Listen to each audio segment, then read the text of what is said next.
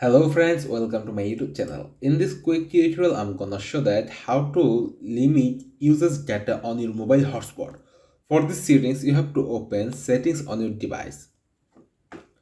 Then you have to click connections and click to mobile hotspot. You have to click mobile hotspot and turn it on. Then you can see here configure option. Click to configure, then click to advanced option. Then here you can see set mobile data limit. When the data limit you set is reached, mobile hotspot will be automatically disabled and all devices will be disconnected from the hotspot. If you re-enable mobile hotspot, the data uses will be reset to 0. I set it to 25 MB.